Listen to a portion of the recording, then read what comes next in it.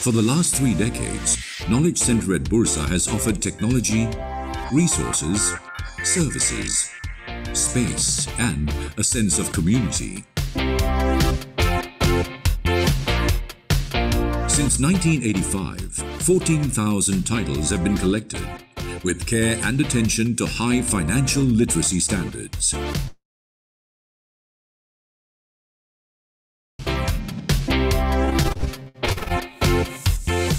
In collaboration with a global community of institutions, we ensure access to the world's diverse intellectual and cultural economic heritage, as well as fast online services for connectivity to the financial world.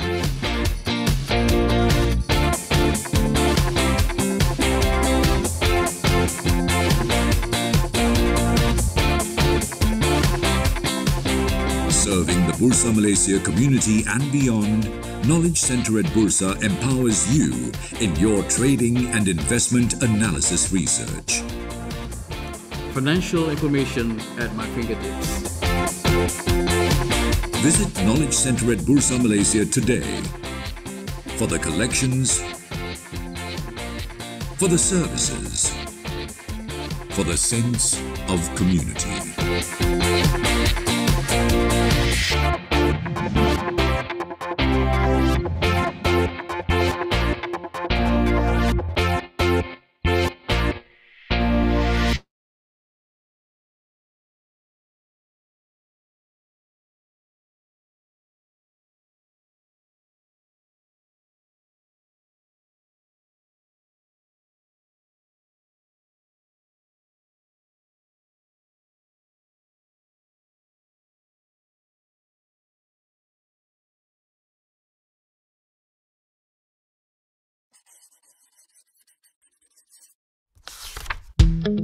You have suffered financial loss while investing, and you think your bank, broker, fund management company, unit trust management company, PRS provider or distributor, or their agent or representative is responsible. You need help sorting out the problem or want to seek redress. Where do you go? SIDREC is here to help you start the conversation and reach some resolution. First, lodge a formal complaint with a company that sold or offered you the unit trusts, shares, derivatives, or other capital market product or service. But you're not happy with their response. You have 180 days from their final written reply to come to SIDREC. Or if there's no written response, and it's been 90 days since you wrote to them, you don't need to wait longer. You may come to SIDREC even though you haven't received a final response yet.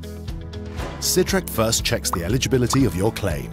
For example, is it within SIDREC's claim limit? Is it against a member of SIDREC? And so forth. If your case is eligible, we begin the dispute resolution process. All information in this process is confidential. We get both you and the member you're complaining against to sit with us and have a conversation. Documents and information will be required from both parties. No lawyers are allowed in the mediation process, as we keep the discussions informal and private. Our mediators are impartial and will hear both sides out and help parties communicate constructively towards resolving the dispute. 2 outcomes are possible at this stage. Either both you and the member agree to a settlement, or you don't. If the both of you agree to a settlement, an agreement is signed and the mediation process ends successfully. But if both you and the member fail to reach a satisfactory resolution, mediation has thus failed. But don't worry, SIDREC then proceeds to the next stage, adjudication. During adjudication, parties are given the chance to provide any further information to help their case and ask each other further questions. Our adjudicator will then study and consider all facts and information provided, including the conduct of the parties, laws, and best industry practices, as well as what's fair and reasonable. SIDREC's adjudicator will then make a final decision on the dispute and the monetary claim. If the decision is in your favor, it could be a full award or a partial award for your claim. But if the decision isn't in your favor, then no award will be made. You, the investor, will still have a choice. If you reject the decision, SIDREC will simply close the case and you may seek other legal avenues for redress. If you choose to accept the decision, however, the member has to comply with it. Once the parties have confirmed compliance to the decision, CIDREC will close the case. So let CIDREC help start the conversation towards resolution. For more information, visit cidrec.com.my or call 03 2282 2280.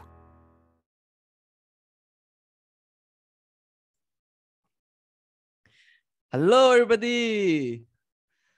Welcome to this webinar brought to you by Bursa Malaysia and managed by LifeChamp. So today, our webinar title is Gain Access to Local and Foreign Markets with Structured Warrants. So welcome to this webinar. My name is Shen Chu. I'm the moderator for this session. So do you know that you can actually gain exposure to the foreign markets without leaving, the Malaysian shore?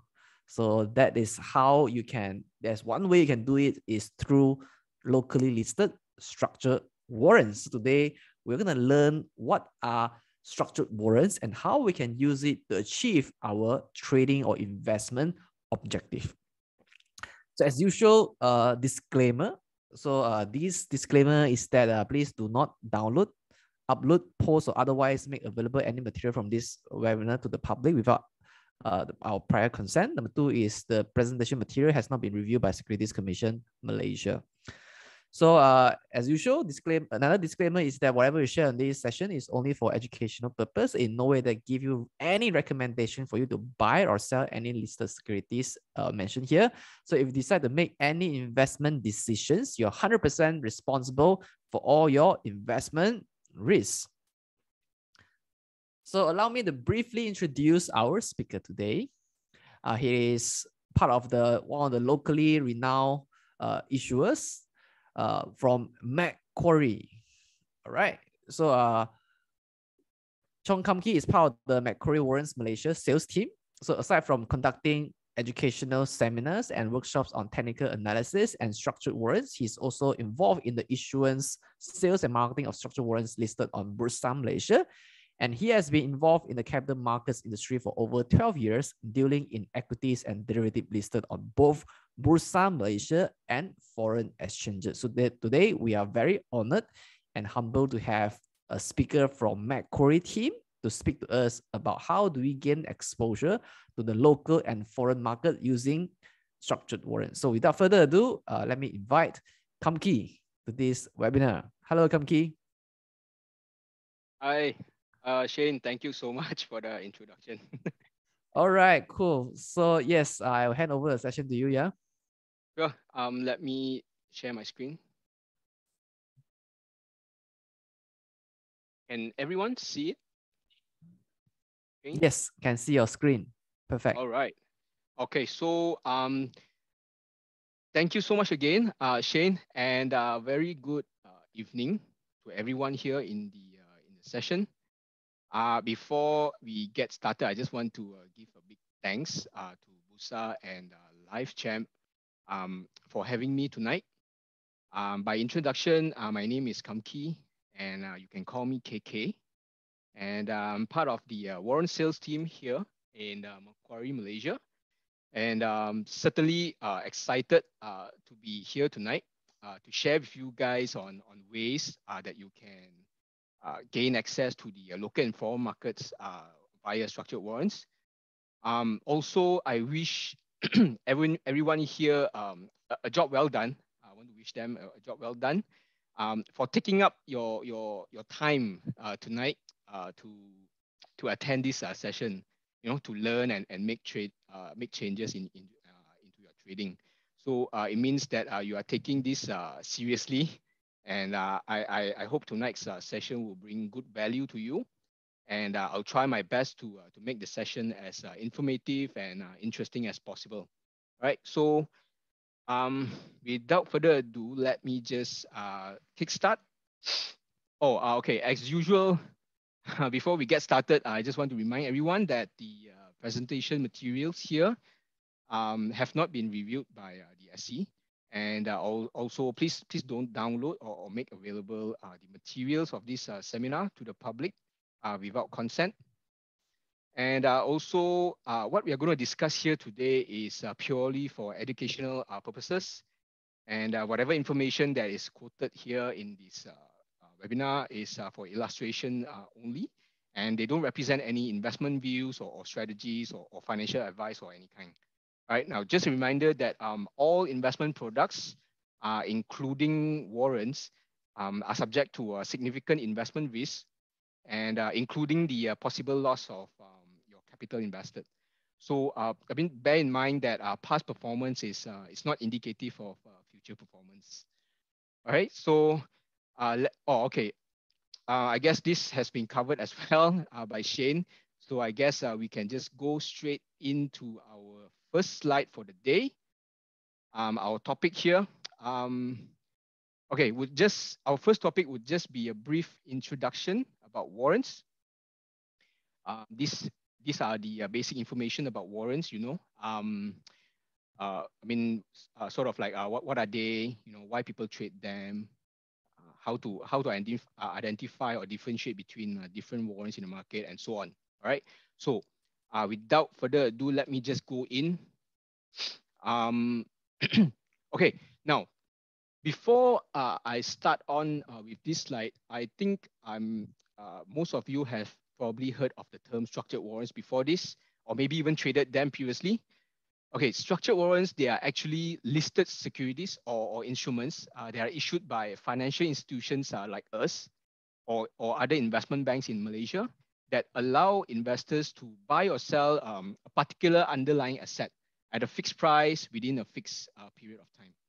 Okay, so warrants, they actually allow investors, right, to gain exposure to a certain underlying asset at a fraction of their price. Okay, and these underlyings usually include both local and foreign stocks. They include indexes as well, and also ETFs, among others. All right, now for many investors, right, warrants, they may seem similar to options, but warrants typically they have a wider variety of exercise prices and expiries compared to options, where the contracts are more standardized and with limited expiry dates and exercise prices. So also warrants, they are issued by financial institutions like the investment banks, while options, they are developed by the exchange. Right now, why are warrants so famous among investors? Right, it comes into four main reasons, in which the first one that I feel is the main driving factor of why many investors and traders are keen in trading structured warrants is the gearing that they provide. Okay, now because warrants, they tend to fluctuate in value at a higher percentage rate than their underlying asset. This makes it one of the main reasons why they are so popular. And I mean, if you compare between an underlying stock or a call warrant, so let's take, for example, a stock, a mother share that is trading at 1 ringgit, and then the call warrant is trading at 10 cents. Let's say, for example, okay, you will notice that if both has risen by 1 cent, the underlying mother share would see a 1% gain, whereas the warrant would have gained by 10%, sorry. So, which means, right, that you can experience higher percentage returns when you get it right, but also a higher percentage loss if you get it wrong. Okay, but the good thing here is that your initial payment is very low, and that you will not lose more than what you have invested, meaning that there is no margin calls.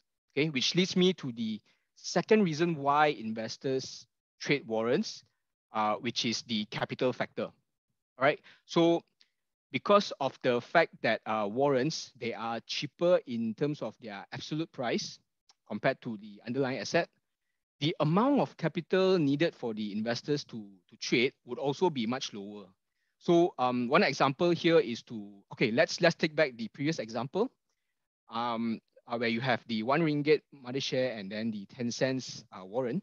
The warrant is actually priced at just 10% of the price of the mother share. So in this case, right, instead of buying the underlying shares, you can actually gain leverage, gain exposure to the underlying by buying the call warrant instead, and still profit if the mother share goes up. Okay, so this means that you can increase your exposure while risking a relatively small amount. Okay, and of course, because it only takes up lesser capital, right? Because it takes up lesser capital, they it actually frees up share capital for you to diversify your portfolio into other assets or other stocks, meaning you can use the excess capital that you have to buy different financial products on top of these structured warrants. All right. Plus, also with a small capital that that is incurred, right, you also spend much lesser on the commission charges as well as stamp duties as well. Okay. So moving on to the third reason why people trade warrants, I would say, is the fact that they are, investors can actually gain exposure to foreign markets locally. Okay, now because warrants, right, they can be issued over any underlyings that are listed locally or abroad. It actually gives you the exposure to trade the overseas market without leaving Bursa Malaysia. All right, and lastly is, last but not least, is that investors can not only trade the upside in these markets, they can also trade the downside as well, meaning that they are able to profit from both market directions, either up or down. Okay, so these are the four main reasons, if you ask me, why warrants are so popular. All right, now moving on to the next part. What are structured warrants? Now, okay, for the beginners here, one of the more common confusion with many investors, especially beginners, is that they thought there's only one type of structured warrant, which is a call warrant. Okay, now this is actually not the case because there are two different types of structured warrants. There are call warrants and then put warrants. Now, the important thing here to remember about a call warrant is that its value will actually increase when the underlying asset increases. Okay. Whereas for a put warrant, right, it is different. Okay, unlike a call, the value of the put, right, actually increases when the value of the underlying asset drops. Okay, it's the inverse. All right, so this is actually the key difference between call and a put. Okay, so this means, right, for puts, right, they can be a useful tool if you think that a certain stock or index will drop, or if you want to hedge against or profit from that movement. Okay, so these are the key differences between a call and a put. All right, in the next slide, I will show you how you can differentiate from a call warrant from a put warrant, which is very easy, very easy. So all you have to do is to look at the alphabet after the underlying name. So in this case, right, let's say, take for example, this example that you see here. The underlying name here actually is the stock called Hibiscus Petroleum. So the alphabet after the underlying name, you will see a C here, and C actually stands for call warrant. Whereas if you see a H, means it stands for a put warrant. Okay, now do not mistaken the puts with a P, a letter P, because P actually stands for preference shares. All right, now for structured warrants, it's either a C or a H. Okay, and lastly, after the alphabet, you have your warrant series. This warrant series actually is made up of either numbers, digits, or alphabets, or a combination of both. Okay, it's just this is just the warrant series where the exchange uses to differentiate between different warrants in the market. All right, so the key point here to take home is that you can differentiate it by the alphabet after the underlying name, which is here. So it's either a C or H. That's how you differentiate from a call with a put. All right, so moving on to the next slide. Just now we have learned about structured warrants. Now there's actually another type of warrant in Bursa as well, which are called company warrants. Now this table, it's good to know. It actually shows you the key differences between them. Now, firstly, we have your structured warrants. There are two different types of structured warrants here. First one is a call, and then there's a put. And then, whereas in this case, I have labeled Genting Malaysia C1I and HSI HM2. This is your call and your put. These are the structured warrants. Whereas as compared to the structured warrants, right, company warrants, we only have one type, which is a call warrant also. And instead, it is labeled as a W after the underlying name. So in this case, I've put Frontend WB as the call warrant here. This is actually a company's call warrant. Okay.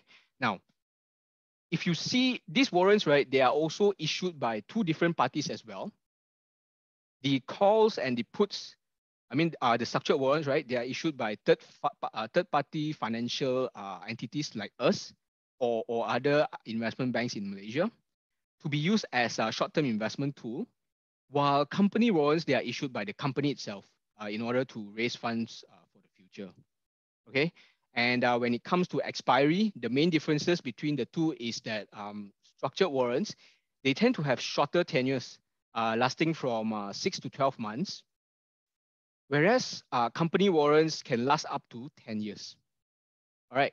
And also what investors can do at expiry will also depend on the type of warrant, whether they are cash settled or physically settled. Okay, now, for instance, if you see here, a company warrant, right, is actually physically settled, which means that upon expiry, investors can pay a sum of money to convert their warrant into mother share.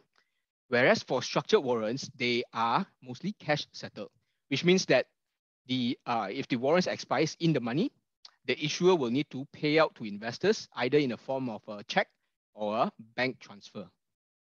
Okay, and lastly, right, for the last point, is that company warrants, they usually do not have any market makers.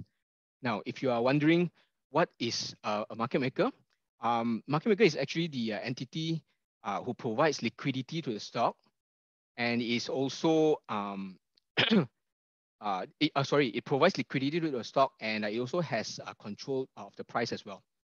Now, for company warrants, right, there is no designated market maker, which means that nobody has the responsibility to make sure that the warrant has enough bid and ask volume, or that the warrant needs to go up when the mother share goes up. Okay, whereas for structured warrants, there's actually a designated market maker. Say, for example, for Macquarie, if we issue a warrant like Genting Malaysia C1I, we have the obligation to make markets for this warrant as well. Okay, this is because for investors who want to buy or sell, we need to make sure that this warrant has enough volume for investors to buy and sell back. And also we need to make sure that when the mother share goes up, the warrant needs to track the underlying accordingly as well. Okay, so those are the key differences between the different types of warrants in Malaysia. Okay, I mean, it's good to know. Okay, moving on to the next topic, we have the key warrant terms, which I have included.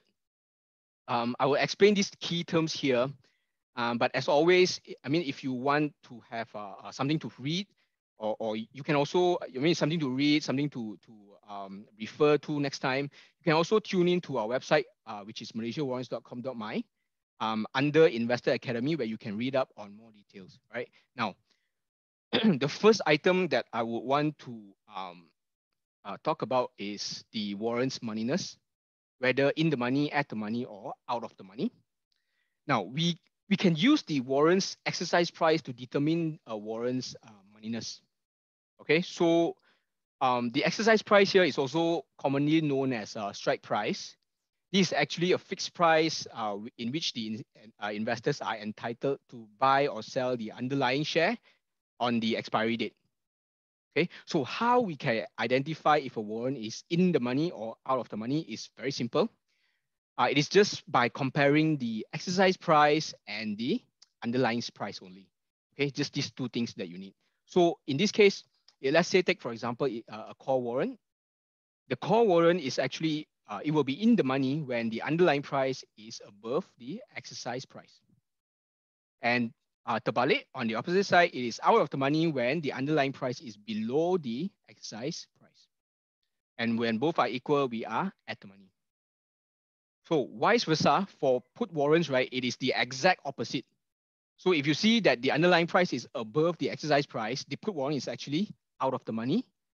And when you see the underlying price is below the exercise price, that is in the money for a put warrant.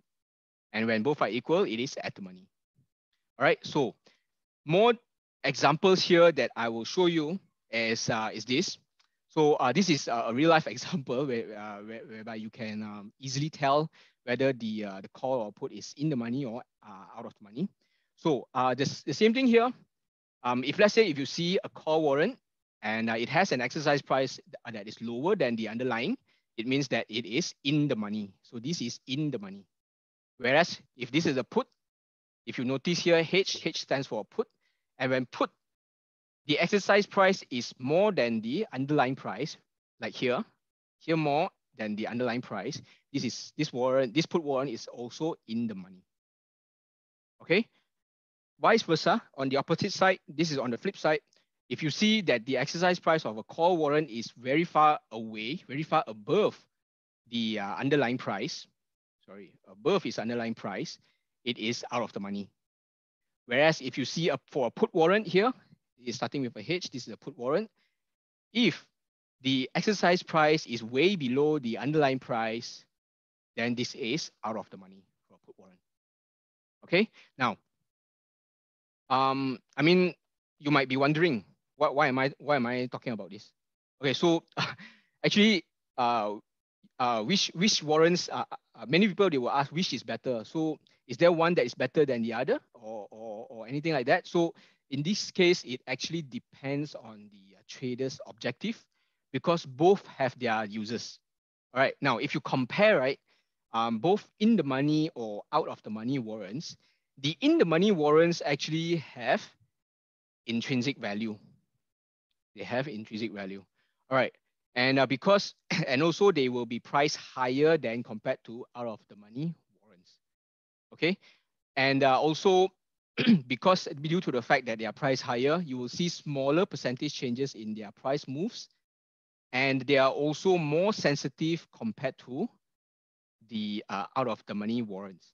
Okay. Now, because of this, right, in the money warrants, they are, they are more suitable for short-term or intraday traders who like to jump in and out of the market very fast.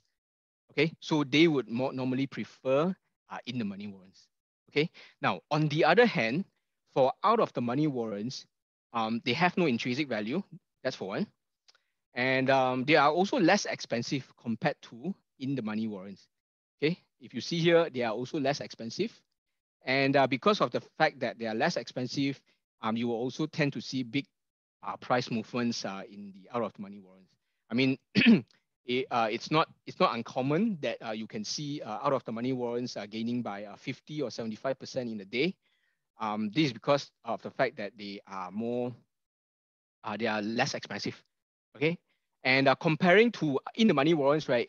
Out of the money warrants are also less sensitive because they are also less sensitive, and because of the fact that they are relatively cheaper, right? It makes them more desirable to traders with smaller accounts or smaller amounts of capital. Okay, so in just a summary, what I want to say here is that if you want to see the difference between in the money or out of the money warrants, right, it's just a matter of the strike price position relative to the market's to the price of the underlying stock. Okay, that is what we call moneyness. Okay, now moving on to the next one is the sensitivity that I've said just now. Now if you remember just now, I've said earlier that in the money warrants, they tend to be more sensitive. Actually, you can see it here where we compare these two different warrants, the two different call warrants, C2U and MyAG C2M. C2U is actually more sensitive. Now, why do I say so? Now, if you compare here, right, most of the time sensitivity, we see the exercise ratio. So everything being constant, if a warrant has a lower exercise ratio, it tends to be more sensitive compared to the warrants that has a higher exercise ratio, like what you see in this example. So in this case, right, if you see the sensitivity here, 2.33 versus 5.41, they actually this warrant is a more sensitive warrant, which is MyAG C2U, because the lower, if you see here under this tab here, it shows the sensitivity level. The lower number of ticks, it means that the warrant is more sensitive. Now, after all I have spoken about sensitivity, right? What is actually the sensitivity? Okay. Now, the sensitivity here actually shows you how much that the underlying mother share needs to move for a one tick movement in a warrant. Okay, how much this underlying needs to move for a one tick movement in the warrant. Now, in other words, how many ticks the mother share is required to move just for the warrant to move by one tick. Okay. Now, usually warrant sensitivity is used by short-term day traders or investors that are interested in the small movements in the warrant. So if you're wondering where you can find this tool, right, it's actually called the Live Matrix. It can be found in our webpage under the Live Matrix tab, which I will cover later on. Actually, many other issuers have the warrant sensitivity displayed on their website as well. You can just view it from there. Okay, so back to the example here, what I want to emphasize here is that the sensitivity, you want to determine the sensitivity, right? You can look at it based on the sensitivity tab, and the lower amount will show you that the warrant is more sensitive. Now, in this case here, if you see 2.3 ticks, it means that it takes only 2 to 3 ticks movement in the mother share for the warrant to move by one tick. Whereas if you compare with this C2M, which is 5.41 sensitivity, it takes 5 to 6 ticks movement in the mother share just for the warrant to move by 1 cent. One tick. Okay. So that is basically how you can see the sensitivity from the website. All right. Now, moving on is another interesting topic. It's about the structure of a warrant. Now, we in this case, in this slide, right, we talk about the pricing for warrants, which is basically put into two main components. Being one is the intrinsic value, and number two is the time value. Now, this means that the warrant, right, the warrant price is actually the sum of the intrinsic value and its time value. Okay, now let's go through intrinsic value first. Okay, now if for intrinsic value is actually the current value of the warrant, meaning how much in the money it is. Okay, remember when you say earlier, in the money warrants actually has intrinsic value. So this intrinsic value actually tells you how much in the money it is. Okay, when the warrant is in the money, it means that it has a positive payout to the buyer at expiry. So taking this example, right, this call warrant, for example, this call warrant is actually in the money. How you can see the intrinsic value, right, is just to take the difference between the current price of the share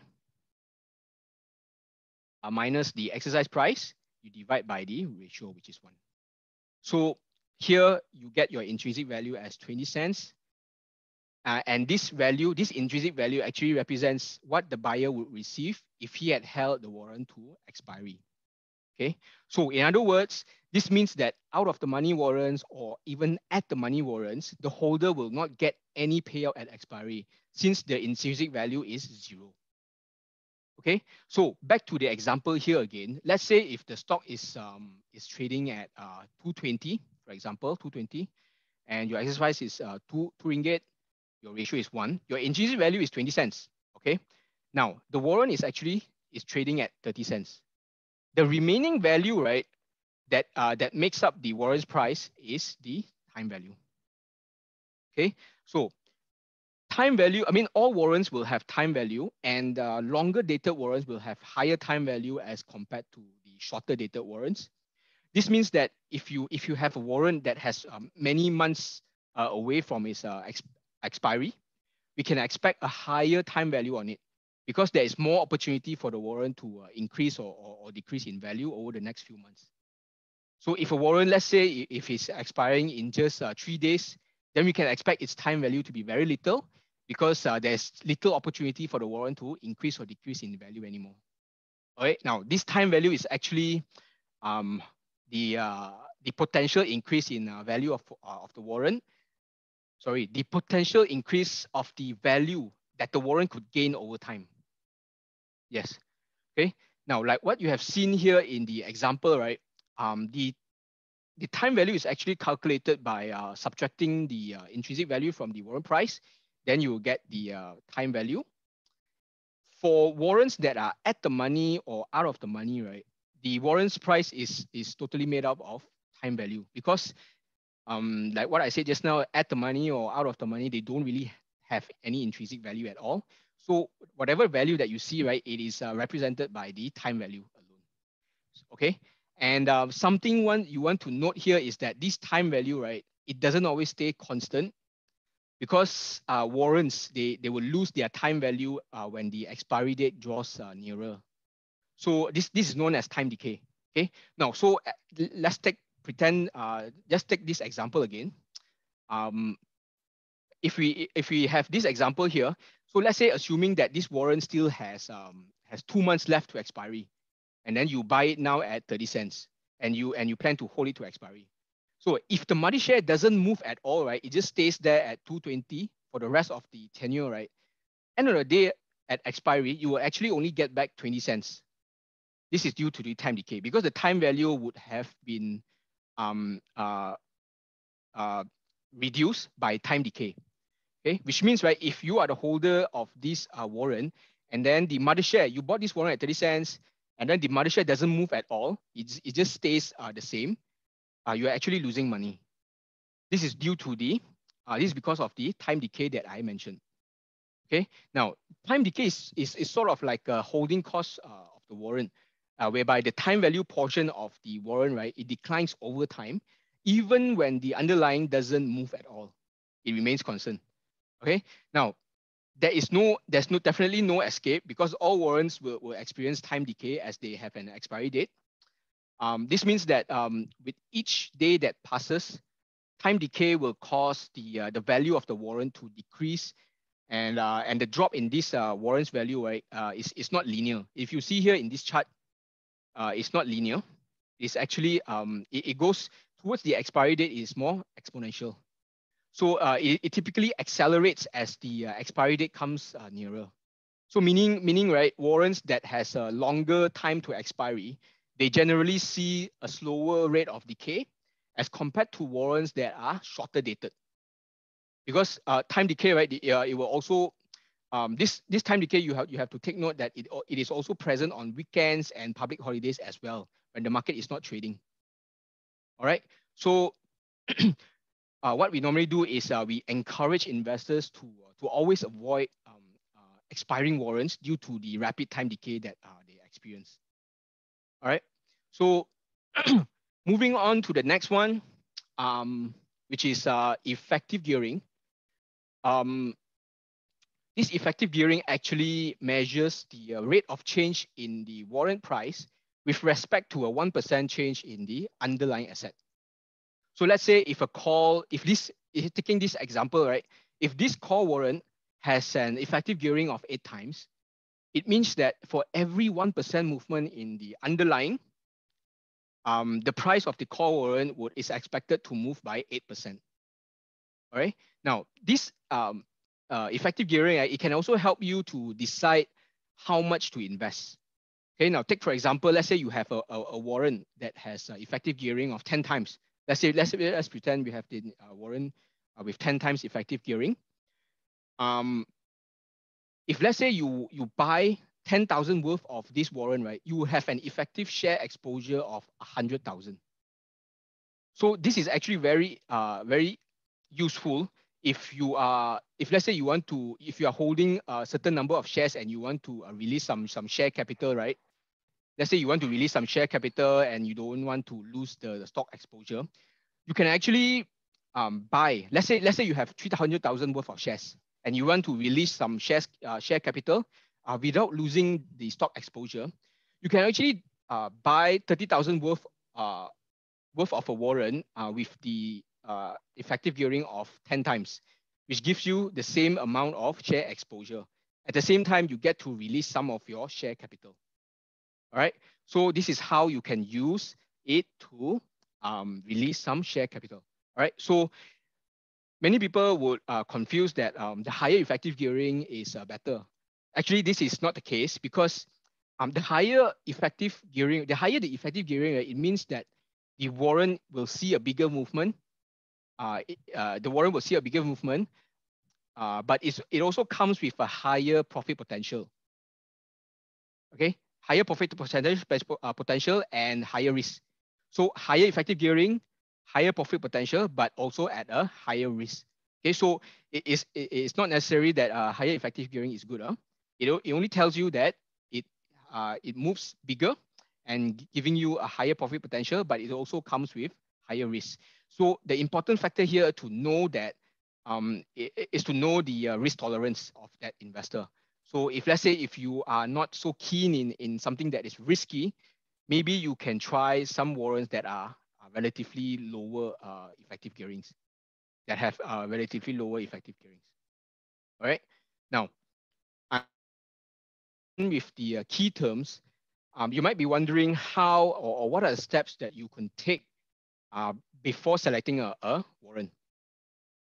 Here, basically, we have put into 4 simple steps on how you can select a warrant to trade.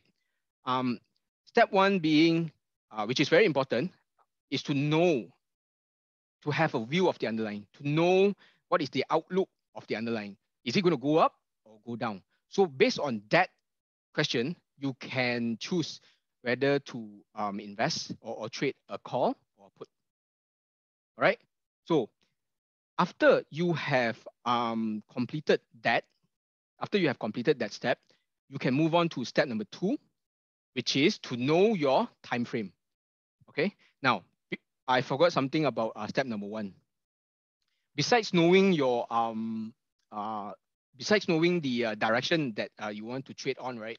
It is also important to know your target price for the underlying, so that you can plan your the level that you should exit. Okay. Now, after you have decided on step 1, right, you can move on to step 2, which is to decide to know your time frame. So in this case, right, you can also ask yourself, how long do you expect the underlying to move to your target, or maybe how long you plan to hold the warrant for. And then from there, you choose your expiry date based on the trading time frame.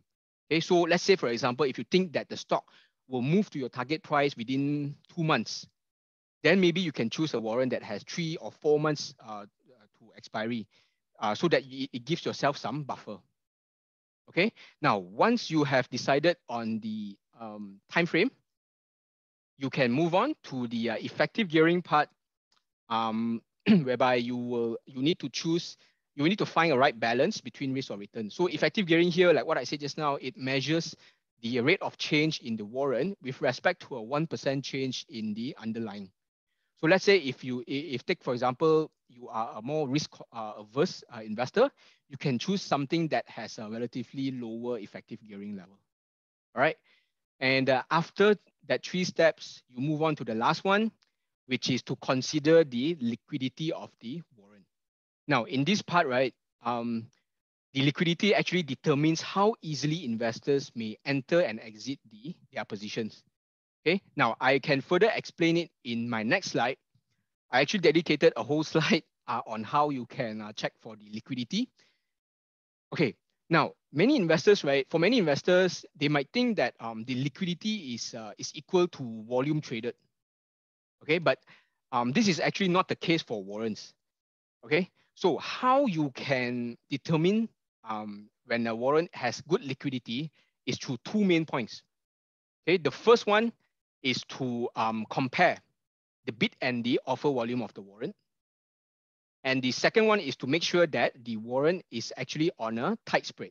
Now, tight spread meaning that the buyer and the seller price for the warrant, right, is actually 1 tick wide only. Okay, which is half a cent for any warrants that are below 1 ringgit. Okay, so for this example, right, let's say you compare warrant A and warrant B. You might notice that this warrant A, it actually has a much heavily traded volume as compared to warrant B. All right. But if you see clearly, warrant A actually has a wide spread. You see there's actually a gap between, and warrant A actually has smaller bid and ask volume as compared to warrant B. Now, if you see warrant B here, it actually has much more bid and ask volume, and it also is on a tight spread. So this is actually a warrant that has good liquidity. Okay. Now, why would you want to buy? I mean, it's important to buy a warrant that is on a tight spread. Okay. This is because let's say if you buy, let's say if you didn't consider the bid and offer spread for the warrant, and then you bought the warrant at a wide spread, it means that your cost of trading, right, is actually higher already. So which means you in order for you to break even, right, the underlying needs to go up even more just for you to break even. Okay, that is why you should always make sure that the market maker is offering a tight spread. Okay, and how you can do that is by referring to the live metrics, which I will explain in the latest slides. Okay, now those are the 4 steps that you can take to excuse me. Those are the 4 steps that you can take to when choosing a warrant. Okay, there are also other factors that you may want to consider when choosing a warrant. Okay, this includes whether the issuer or the market maker is a reputable one. Okay, and also you might want to consider the warrant sensitivity as well, which I explained earlier. Now, depending on your profile, whether you want to choose a more sensitive warrant or not too sensitive warrant, that actually depends on the goals. So if you're planning to trade intraday, then perhaps, yes, you might want to go for something that is more sensitive. Right? Now, also do take note if a warrant is sold out or not. Okay, so this is the 3rd point here. Okay, when a warrant is normally listed, right, the issuer must specify an issue size or an amount of inventory to issue.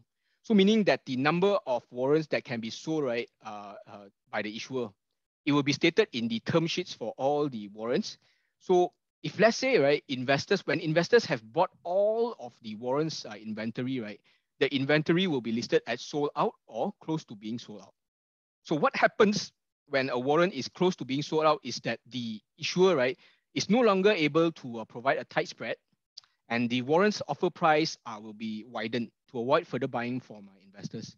Okay, and once the inventory is completely sold out, the issuer, right, they can no longer provide any offer price anymore. Okay, now this means that the live matrix that you will see, that I will explain later, it will display 0 for the offer price. It means that the issuer has no more warrants left to sell. Okay, and only once the issuer has some inventory back, or maybe some other investors have sold back the warrant, only then the offer price will once again appear in the live matrix. Okay, now one thing to note here, right, about this about when a warrant is sold out is Macquarie's bid price will always be maintained, and it will follow the underlying price movements. This is to allow existing investors to sell back at a fair price. Okay, now normally most issuers, they will notify when a warrant is sold out on their websites. Like for us, investors can easily find out if a warrant is sold out or close to being sold out on our website under the warrant announcements, under the sold out section. And also we will post it on our Telegram channel as well. So which means once a warrant is sold out, right, we will be updating it in those channels. So investors can actually see it from there. Okay. That is on sold out warrants. Now, again, the last point is on widespread, which I've explained earlier. I mean, if let's say you might want to avoid trading warrants that are on widespread, because it will increase your cost of trading, and the mother share would need to move even more for you to break even. Okay, so these are the factors that you might need to consider when trading a warrant. All right, now moving on, right, to the next section. This is going to be something interesting that everyone can look out for. Which is the tools that you can use to trade warrants. There are actually many different tools out there available for investors to start with warrants trading. And this section, I will just name a few of them that I think is very helpful and that everyone can consider making use of them. Right now, the first tool here is the warrant heat map that I would like to introduce. This is actually available on our website, and it is developed in collaboration with TradeVSA for everyone to use for free. Okay, now it actually tells you directional directional trends, and also it displays how much, it displays like a score of how bullish or how bearish a certain underlying is. Okay, this is based on TradeVSA's proprietary algorithm, of course. Okay, and with this tool, right, investors can also interpret the strength of the underlying or underlying trend based on the colors that are available. Okay, and besides that, investors can also quickly filter out the warrants from this tool. What are the warrants associated with different underlyings? They can also see the chart, and the chart actually comes with TradeVSA's proprietary indicators. So if you are more of a TA guy, and if let's say you do not have any time in analyzing charts one by one, you can actually go to this tool and you can see the trends at a glance. All right. So this is that was the first tool. The second tool here is the warrant search tool, which I find very important for that investors can use. Most issuers have this tool as well, and this is how our tool looks like, and it's available on our website for free. This tool actually tells you that I mean, I always use it myself to filter out warrants according to my criteria. So depending on what criteria I want to look at, I will just use this tool to easily filter out. Now, if you remember the previous 4 steps that I mentioned just now, right, you can actually implement the 4 steps here using this tool. Okay, now if you remember, the 4 steps was to get take a view of the underlying. That's step number 1. And then from there, you can move to your time frame. And then from there to the effective gearing level. And then lastly is to compare the liquidity of the warrant. So that 4 steps, you can actually implement it on the warrant search tool. Okay, now those are 2 tools. And the last tool that I want to mention here is, I think I've mentioned many times earlier. This is actually the live matrix tool. Okay, this is actually how the live matrix looks like. Now, I believe other issuers have also have this tool, and this is how Macquarie's live matrix look like. It is actually this page, right, is actually directly connected with Macquarie's market making system, and it indicates where Macquarie's bid and offer prices will be for a warrant based on various points in the underlying stock. Okay. We were the first issuer to come out with this tool back in 2014. So what it does here, right, is that it gives investors a very transparent view of our pricing, okay, with no registration or login required at all. Okay, so this means that investors, they no longer need to guess where the warrant will trade at when the mother share moves to a certain level. They can straight away see it from this live matrix tool. That's why we strongly recommend that investors, right, to always refer to the live matrix before trading so that they can check if a warrant is on a wide spread or a tight spread, and plan their trades effectively in advance. Okay, now this is just another view of how the live matrix looks like. I mean, since it's first launching in 2014, we have made massive improvements to the functions and layout. Instead of catering only one live matrix, we can now go up to 9 warrants at a single page. And investors can now quickly check, they can quickly compare the warrant terms between different warrants as well. These warrant terms consist of the sensitivity, things like expiry dates, strike prices, effective gearing, and so on and so forth. Okay, it also comes with all these indicators here. The indicators here, whether or not it is going to expire or not, whether it's sold out or not. So it actually is more convenient for investors now to use the life matrix. Okay. Now, another usage, right, of this life matrix is that it can help you plan your trades in advance. So just because of the fact that you get to know where the warrant will be trading at certain price points in the mother share, right? You can also use it to map up your trading plan. So just like when you are trading your stocks, you should know where your target price will be for the underlying, so you can plan your exit level in advance. So in this case, right, I've used the HSI futures as an example. So let's say, for example, you have already had your entry and exit price in your head. So based on those price points, right, you already know where the warrant will be trading at. So in advance, you can already queue your order to take profits at your target price. Okay, so this actually helps you plan out your trade in advance, so you don't have to guess anymore. Okay, now here is just one of the examples of how you can plan your take profit. You can also plan your stop loss as well. So let's say risk management is very important when you are trading. So with the help of the life matrix, right, you can also plan your stop loss, because not all trades will work out all the time, right? That's part of the game. So based on the life matrix, you can actually plan your trades. In case, let's say in this case, you want to buy the underlying, you want to buy the warrant at 42 cents when the when the underlying is trading at 20481, for example.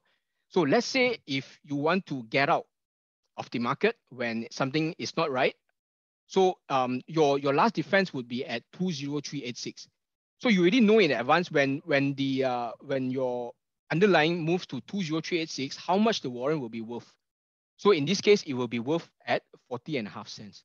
So it lets you set your stop loss there, so that you get to know where the warrant will be trading at when the underlying moves to that price, that stop loss price. Okay. So this is actually how you can plan for your trades using the live matrix tool. All right.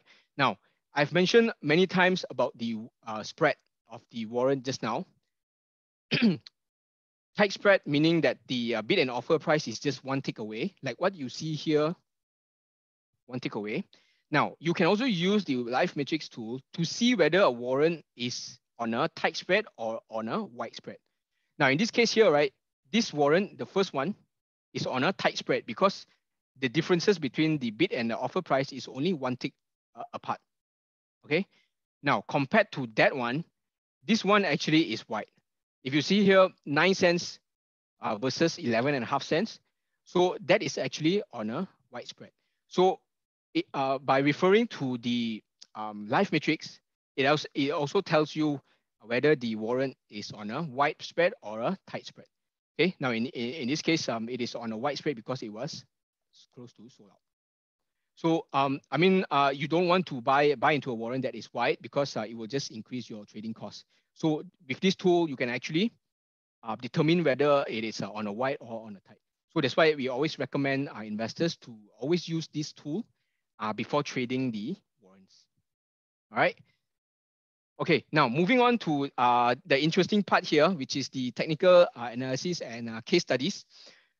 So these are just some of the examples of how you can use warrants, or rather make use of warrants to incorporate them into your trading portfolio. All right, now, say for example, because I'm more of a charts person. So say for example, you are a technical trader as well, okay, and you have spotted a potential breakout of a significant resistance area, and you want to gain bullish exposure to this stock. Okay. Now, of course, if you want to gain bullish exposure here, you can either buy the underlying stock directly at 629 ringgit when it broke out.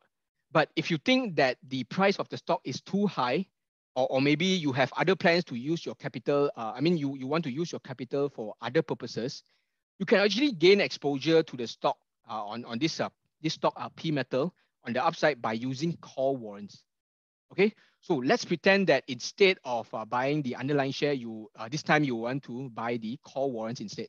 Okay, now, if you have noticed here, right, in the period from 7th February to 7th March, in that 1 month period, the underlying stock actually went up by 12.9%, which is very good already, which is very good.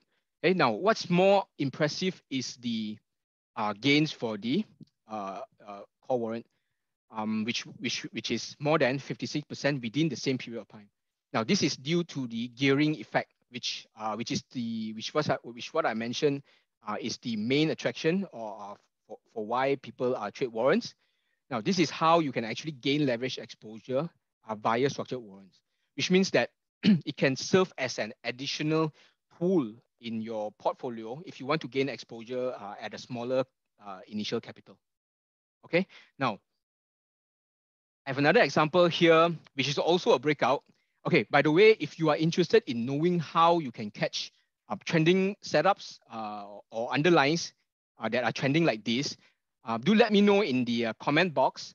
I mean, if you're interested, maybe I can share some of the simple ideas that I have so that you can easily use it to analyze the charts.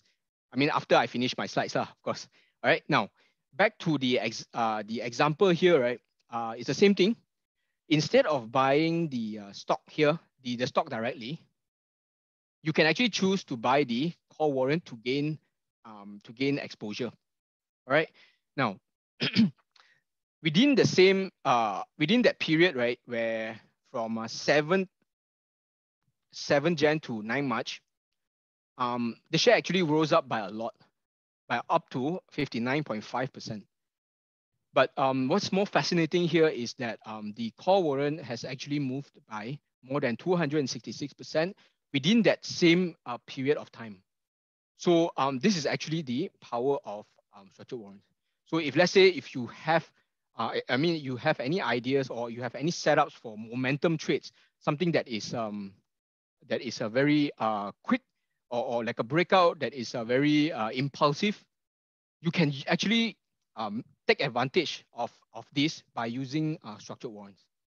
Okay, now, because of course, I mean, if you have been trading for a while, you will have known that markets, they don't always trend up all the time.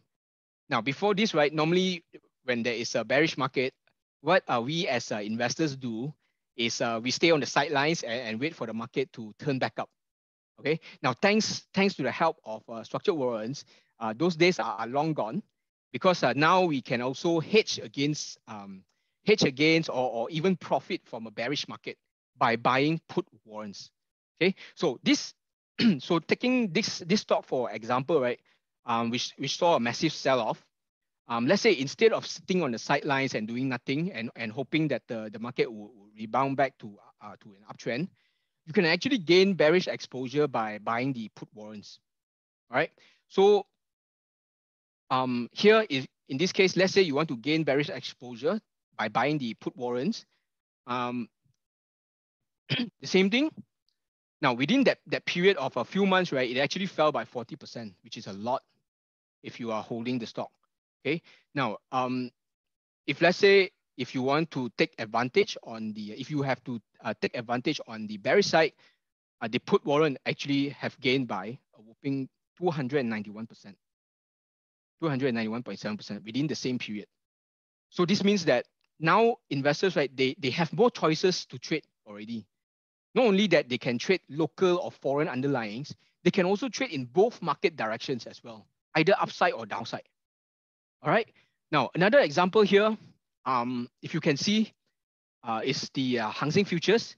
This is quite recent as well. In I think it's in the beginning of March, where the futures actually plunged by around more than 20%. Now, investors, right, they don't need to just wait on the sidelines anymore. They can actually speculate on the downside using the put warrants. Okay. Now, and just the same as the previous examples where I shown you. Okay, the underlying actually fell by 22%. And the put warrant in the same period of time, this is just 3 weeks, around 3 weeks, the put warrant actually gained by more than 600%. So these are the examples. These are just some of the examples of how investors can use structured warrants as an additional tool in their toolbox to trade, not only on the local or foreign underlyings on the upside, but also on the downside as well. All right. So yeah, I'm done with that. So just want to move on to the next topic here. I just wanted to highlight the new coverage over the our Dow Jones index and the Nasdaq index. So if you have been trading for some time in Bursa, you might have traded or seen the S&P warrants on Bursa Malaysia before. All right. Now we have since added new coverage to other major US indexes as well, which is the Dow and the Nasdaq, so that investors they can further diversify their portfolio too. All right. So here's just another avenue for investors to diversify now. All right. So this the same as the S&P warrants, the new Dow Jones and Nasdaq warrants, they will track the movement in the relevant futures contracts as well. Okay, these futures contracts actually trade 23 hours a day, and they cover the full trading hours of Bursa Malaysia. So investors, right, they can now trade these warrants with their existing CDS account or their trading accounts that is maintained with their existing brokers. All right. So this means that now we have warrants over three main US indexes already available for investors to trade on. And I mean, it's not exactly new. They were first launched in December. And just last month, we have since added more warrants over these names to cater for the demand and the wide market moves. So do take note that if you are keen to trade these warrants over the Dow and the Nasdaq, do keep a lookout for the warrant name DJIA and NDX over in your Bursa trading platform. And the DJIA actually stands for Dow, whereas the NDX is the Nasdaq. Okay, now, okay. So these are the latest. I mean, continuing from my previous slide, these are actually the latest Dow Jones and Nasdaq warrants that are currently listed on Bursa Malaysia. I mean, not currently. This is as at 24th March. If you see the comparison in price changes, right, when the underlying index rebounded from their recent drop, you could actually see the warrants. I mean, by using warrants, right, the percentage gain and loss is actually very much bigger than compared to their underlyings. Okay, this is due to the gearing effect. Okay, now if you're keen in trading these warrants, do keep an eye for these in your trading platform. And yeah, I think I have pretty much came towards the end of my session here tonight. Okay, now just one more thing before I end this. I just wanted to let everyone know here that we actually have our own Telegram channel where we put continuous updates on structured warrants as well as local and foreign markets news to help with your daily trading and decision making. So do join us on our Telegram channel. I mean, if you already have a Telegram account, right, you can easily type in Malaysia warrants on the search bar, or you can just scan this QR code on the slide here to directly join the channel. Okay, now if you have missed this, it's okay as well, because if you log into our website at malaysiawarrants.com.my, there is actually a button for you to join the Telegram channel. All right, now these are what we highlight to investors on a daily basis. No, I mean not on a daily basis, on a market open basis. Okay, whenever the market is open, we will highlight to investors. Usually what we highlight are new warrants listing, you know, what are the market movers, what are the trending warrants. We also provide a lot of educational tips for investors on our Telegram channel. For example, warrants expiry calculation, corporate actions, and so on and so forth. Okay, so do follow us on the Telegram channel to get the latest updates.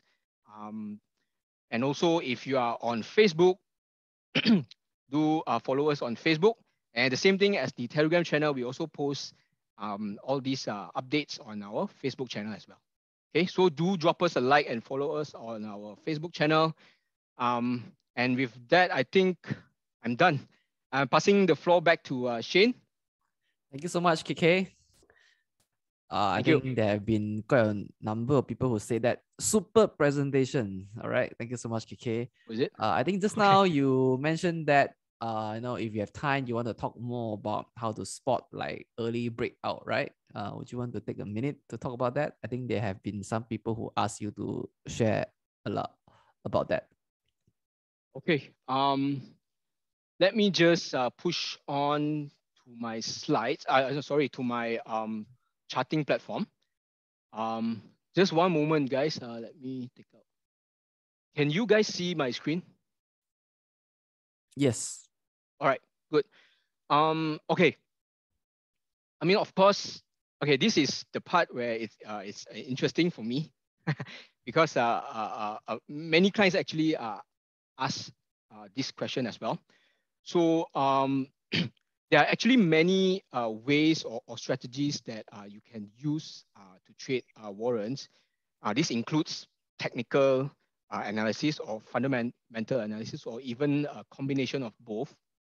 So it all boils down to what works for you because there's no one fixed method to use. Okay. Now, but since I'm not very good with TA, I'm not very good with FA fundamental. I only use technical analysis. Yes, I can. I'm able to show you some tips or give you some ideas on how you can tell trends and stuff like that. Okay, but do bear in mind, right, that for technical analysis, right, there are many different techniques. This is just what I'm going to show you. Is just one of them. And also, this is by no means of any financial advice or recommendation to buy or sell. This is just to give you an idea, and it's solely for educational purposes. All right. So, okay, for TA wise, just now I mentioned, right, there are many different setups that you could use. Okay. Now, in my experience, and due to limited time, right, I think I can show you one of the setups, which is simple, and it's actually a trend continuation setup that you can learn. Okay, let me just go straight into the chart. Okay, so okay, what I use here normally is the RSI indicator. Okay, now basically what we want to do here, right, is to have two different RSI indicators in your chart. Now, in my chart, right, if you see at the bottom side of the screen, I actually have two different indicators, RSI indicators. The first one, you would want to, the main important part here, right, is to change your indicator, because RSI, the default setup, right, is 70 and 30. Okay, so now what we are going to do here is to change our RSI default setup, right, into 60 and 40 instead. So what you see here in my screen, right, the RSI upper band is moved to 60, whereas the lower band is moved to 40. Okay, so that is the first RSI. The second RSI, I do the same as well, 60 and 40 as well. Okay, now that's step number one. Okay, now once you have done that 60 and 40, right, what we want to do here is at just one of the RSI indicators, right, you want to change the time frame to the weekly time frame. Okay, so it's not to say weekly time frame because what this methodology states, right, is that we need two different time frames to trade. Okay, first one being the higher time frame, which is the bigger time frame. The second one being your working time frame, which means the working time frame is the time frame where you enter your when you trade the market. Okay, so two different time frames. Now in this case, right, I have used the bigger time frame. I have used weekly chart. If you see here, I've changed it to weekly. So on the top RSI is actually my weekly RSI. Whereas on the bottom RSI is actually the daily RSI. If you see here, my chart is on a daily time frame, and the bottom one is the daily time frame. Okay, so listen carefully. So after doing that 60-40 thing and changing the weekly, the one of the RSI to the weekly time frame. First, I will explain about the bullish setup. Okay, now the first thing I need, right, for a bullish setup is that I want the weekly time frame to be above 60 level. So if you see here, the blue line, the blue indicator, right, is actually my weekly RSI. So I want it to be above 60. So if you can see on this chart, I will mark a level here. So when this blue, after this blue line, from this point onwards, my chart is actually above RSI 60. Okay, so far so good. So this is actually the time frame where we can look for potential setups. Okay, this arrow. That means from this blue line onwards, when your RSI is above 60, that is where you can look for potential bullish setups. Now, after confirming this weekly one, right, you can go to your working time frame, which is your daily time frame, and all you need to do is, what I want to see here is to make sure that the RSI is either on the 50 level or 40 level. Okay, 50 or 40 level. So in this chart here, right, if you see here, the middle line here is actually the 50 level RSI. Here is also 50. And here as well is on the 50. So if you notice, every time when the RSI, from this yellow arrow onwards, right, every time when the market moves, when the market is above the weekly RSI 60, and every pullbacks to RSI 50 or 40, your market will also see a pullback. But after that, prices would continue on. You get what I'm trying to say? So if you compare the RSI, right, here you get your RSI 50. That is 1 point. Here, another one, your RSI 50. Okay, and you have another third one here, near 50s. That is where the market has actually pulled back. But after that, market continues in their existing trend. So this means that you have your the gist of this, right, is to confirm a trend. Because what I find most that is a problem with many investors is that they use RSI. That's for sure. They use RSI, but they use it using the conventional way, which is oversold and overbought, oversold and overbought. So if you notice here, right, whenever the stock gets oversold, right, and then you want to sell, right, the market keeps dragging higher and higher. So on the flip side, right, you can actually use it to trade with the trend instead of against the trend. Because if you trade 70 and 30, you are always trading counter trend. This is a different setup. It is a trend following setup, which shows you continuation pattern. Okay. Now, let me show you a different setup. Maybe we get another stock.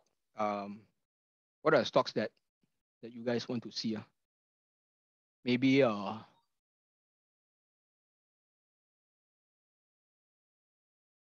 okay, let's say this stock, right? You see here, what I mentioned just now, your first step is to see your RSI on the weekly. So what you want to do here is to mark when the weekly goes above 60, that is where you want to look for potential setups on your daily time frame. So in this case, this stock, it has broke 60 level on the weekly, starting from this blue line. And from there onwards, right, the stock has moved non-stop. Okay, now what we want to do here is to look for potential setups on the daily time frame, whereby the market has pulled back. Okay, and how we do that is to see on the daily time frame, the RSI has reached 50 or 40 levels. So in this case, if you notice here, RSI has reached 50. Here as well, RSI has reached 50. Here 40. Here near 40s. Okay, so if you see here, if I've marked the same areas, right, these are the potential areas that investors can look to trigger a potential setup.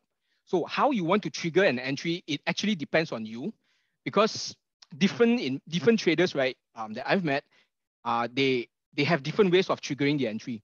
You can use your stochastics to trigger an entry. It doesn't matter. You can use Fibonacci as well. You can use moving averages as well. Like let's say, for example, if the candle crosses above the 8 moving average, you want to initiate.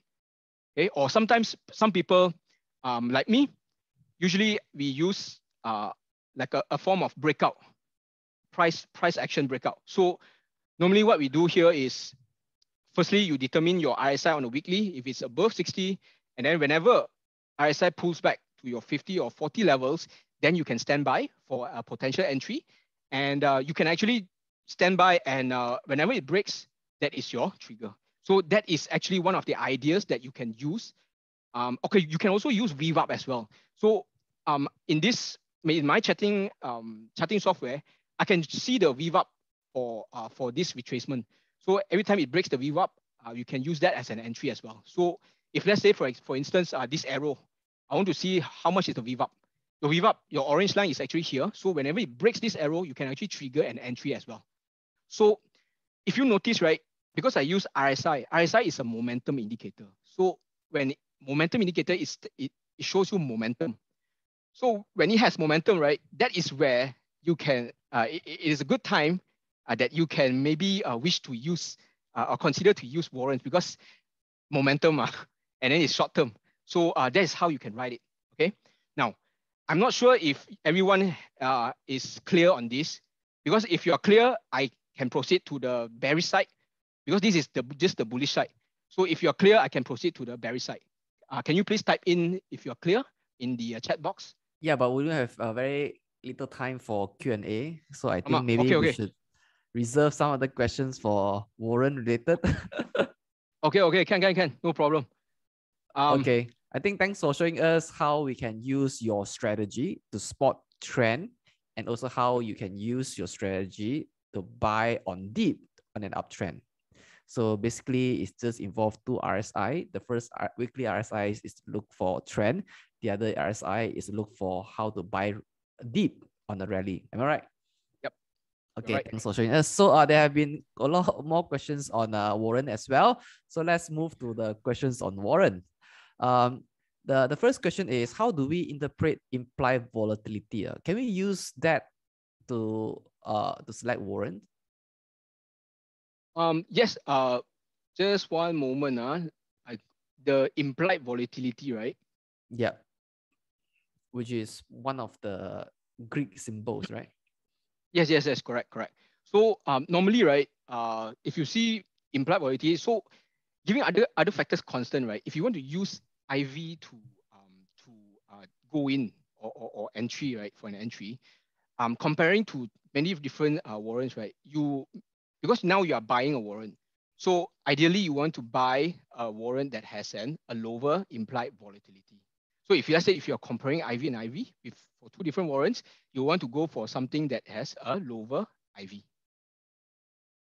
So IV actually it stands for it's like a measure of market uncertainty. So it's like a measure of market uncertainty about the future returns of a security. So the more uncertain the returns are, right, the more volatile the security will be. So a high volatility actually means that the price of the security can actually swing dramatically. They can swing very drastically over a short period of time on either direction. So whereas a lower volatility suggests that the security value, right, it doesn't fluctuate that much. Okay, so basically, if all else constant, always pick the one with implied volatility. Yep, correct. How about premium? I think a lot of investors also say that always choose the low premium. Okay, is that a myth or is that a fact there? Actually, the premium is just like a measure to show you how much the warrant needed, how much the underlying would need to move in order for you to break even. So likely you wouldn't want to use that. Probably you can use effective gearing or the sensitivity as the main driving factor. For premium, likely if you want to use it, is probably when you decide to keep the warrant to expiry, which we usually don't recommend because it's very risky. So if you want to keep the warrant until expiry, should we go for low premium? Okay, yeah, correct. Because if let's say the premium, right, it actually stands for how much the underlying would need to move just for the warrant to equal the break even at expiry. So the lesser it is, then the better. Okay. The next question is by Kathy. Is it possible to buy put warrant when holding stocks to protect for temporarily drop? Oh, okay. I think I understand the question. So, okay, let's say this is actually, okay, this actually can be done. It is possible to use a put as a risk management strategy to guard against the loss of owning a stock. This is like what you say a protective put strategy. So in this case, right, if the investors believe that the price of a stock that he is holding will fall in the coming weeks or months, but he's still bullish on the long run, but it's just that the coming weeks or months he feel that it's going to go down, he can actually hedge it using hedge the potential losses or potential uncertainty by using put warrants, because these put warrants will actually act like an insurance policy by providing downside protection in a case where the stock actually falls. Okay, so essentially, this is one of the functions as a put warrant as a hedging tool if you want to protect our portfolio from any bear market. Right. Yeah, I think Macquarie also offer quite a number of put warrants, right? Especially on index warrant. Yes, sir, correct. And also the Hong Kong single stocks as well. Hong Kong single stock. Ah, okay. All right. Henry would like to ask, what will happen if structured warrants expire? Okay, so there are two different items here that you need to take note. So usually when you hold the warrant to expiry, right, there's two different scenarios. One, it expires in the money. The other one, it expires out of the money. So when it expires in the money, right, then it means that the warrant actually expires with intrinsic value. So what you're going to get back is a payout from the issuer, which will be sent by a check or a bank transfer. That is in the money. So if let's say you hold the warrant, but it expires already, but it is out of money, then you totally do not get anything in return. There's no payout at all at expiry for out of the money or even at the money warrants. This is because there's no intrinsic value. Yeah. So it's very important that you don't hold out of the money warrant until expiry, because you will get zero. Yes, correct. Yeah, I think a lot of investors, when they want to buy shares, right, they mistaken the warrant as shares. So some of them hold until it expires and suddenly wonder, how come my stocks disappear from my portfolio? Yes, correct. You have to always practice caution when trading these warrants. Okay. So if you expire in the money, that you get paid out. If you expire out of the money, then you get nothing lah. So remember. Okay. The next question is by Bell. Any indicator we can use when trading structured warrants? Or can we? No. First of all, let's address this question. Can we use technical analysis on structured warrants? Okay. Definitely yes. Definitely yes. You can use either TA or FA as well. It doesn't really matter. So as long as it works for you, then it's good. Right now, I mean, whatever that I needed to suggest just now, the indicator, I think I've suggested earlier, which is the RSI, which I think is simple and powerful as well. So I hope investors, I hope everybody can at least get to learn something new tonight. But that is on mother share, right? So the question right, mother share. Yeah. So can we apply the same set of indicators on structured warrants? Yes, correct. Technically, right, we apply it to the mother share, that because the warrant actually tracks the mother share, right, the underlying. So that's why we only need to apply it on the mother share only. Because if you want to trade, you want to apply it on a warrants chart, right, you will see that the chart are actually, because not all warrants are actively traded every day. So the charts are very erratic, and it's so random. The candlesticks are very random. So that's why we use the underlying chart as a base for decision making. That's why the indicators, right, it is plotted on the underlying. Okay, so it's not on the structured warrants, it's on the underlying mother share. Okay. Yes. So you pull out the mother share price chart, then you do all sort of technical indicators that fit your objective or fit your trading Right. plan. Then after that, you look for possible entry. Then you go to the warrants to get your to enter your position. Am I right? Yes, sir. Correct. All right. So I think that addressed the question. And also there are people who ask, can you explain more about what do you mean by inventory sold out? Okay, so normally, right, when we when an issuer issues a warrant, right, there is a fixed amount of inventory that they can sell. So whenever they issue this fixed amount, right, and then whenever this amount gets sold, when many people keeps buying and buying, right, whenever the fixed amount is sold out, that is where we call the warrant is sold out. So when it's sold out, it means the issuer, they don't have any more warrants to sell anymore. So for Macquarie, is if in the case where the warrants is sold out or close to being sold out, the offer price for the warrant, right, it will be widened to discourage further buying, while the bid price will be maintained at a fair price so that existing investors can still sell back at a fair price.